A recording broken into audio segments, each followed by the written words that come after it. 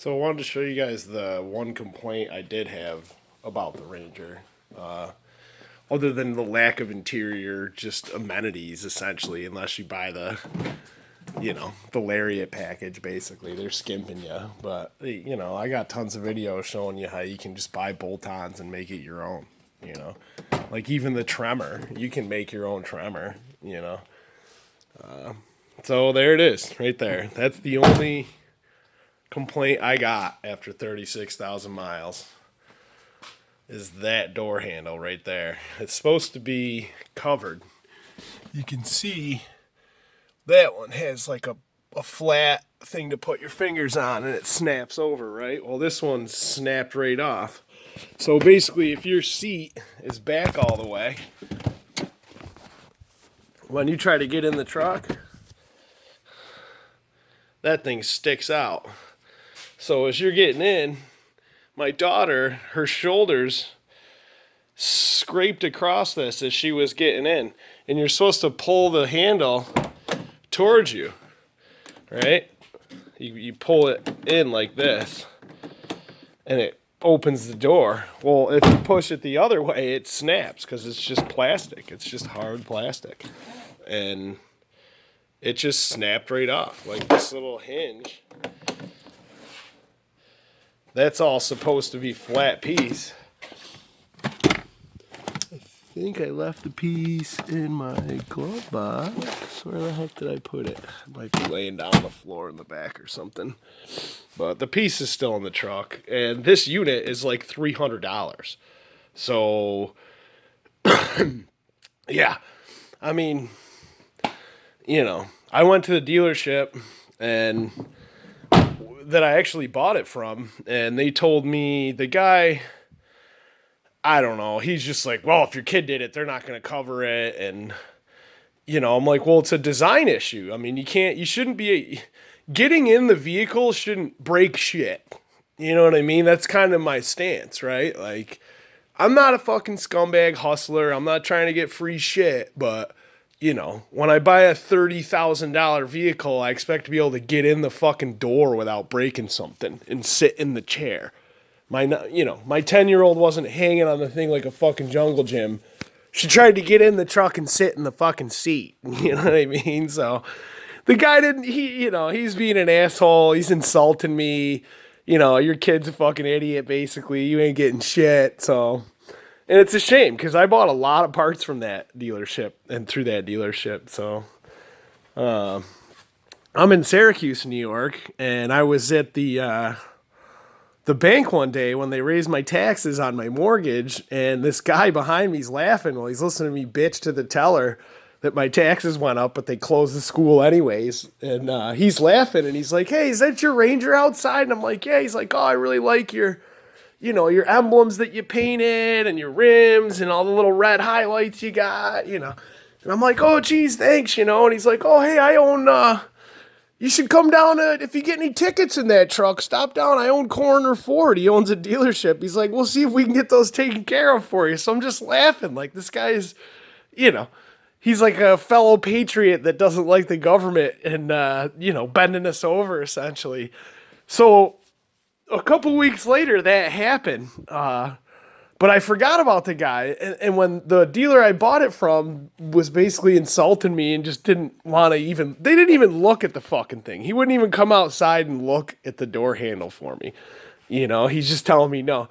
So I go down to that corner place, Coroner Ford on Genesee Street in Syracuse, and I get in there.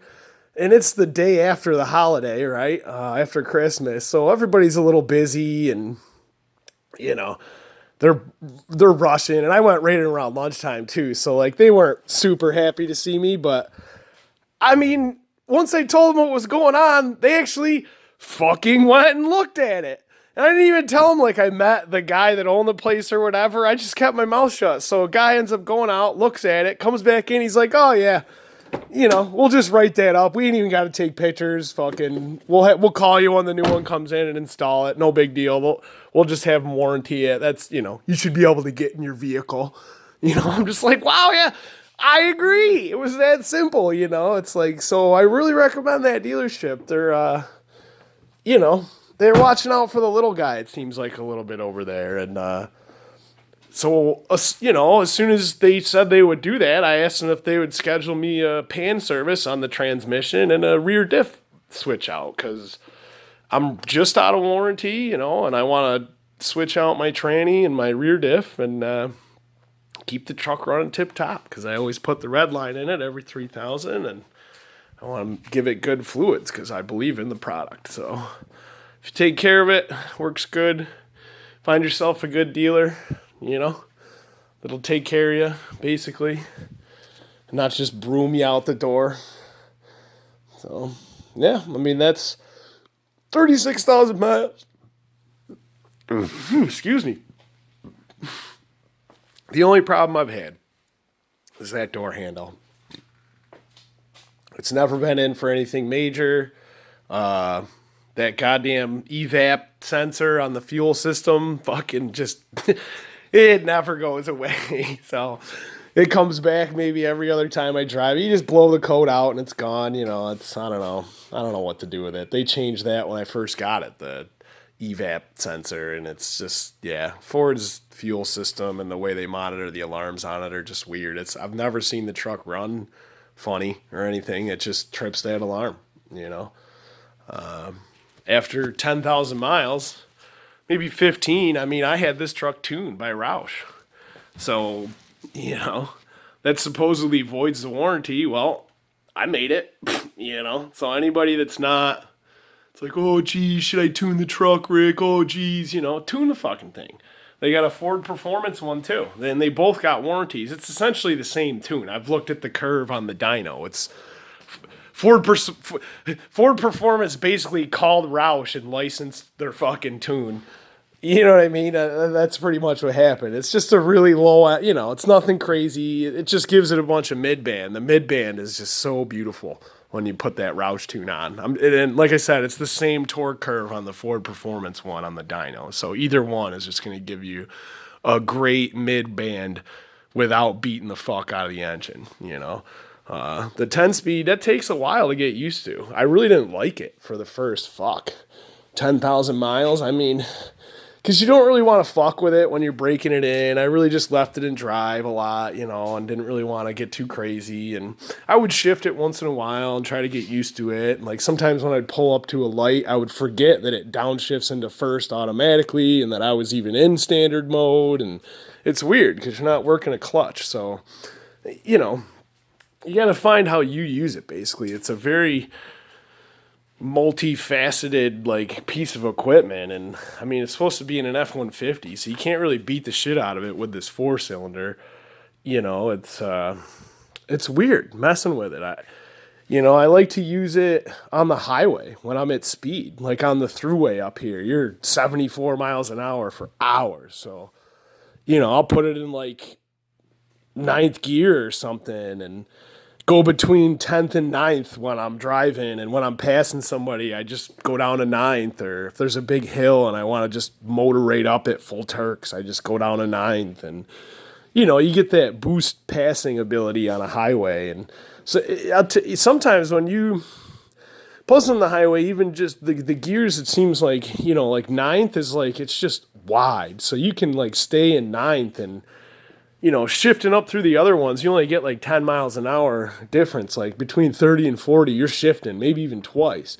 But up at 74, there's like a nice sweet spot with like 9th gear. You can go from, you know, 60 to 80, and it keeps it between like 2,000 and, or just under 2,000, like, you know, 1,700 to like 2,800 RPM. So there's just like a couple sweet spots. It's almost like having, you know, feel like I'm in my WRX again on the highway, just having that boost and that low-end torque at fucking 80 miles an hour. It's pretty awesome. So, you know, it took me a long time to get used to that transmission, but I really do like it. And,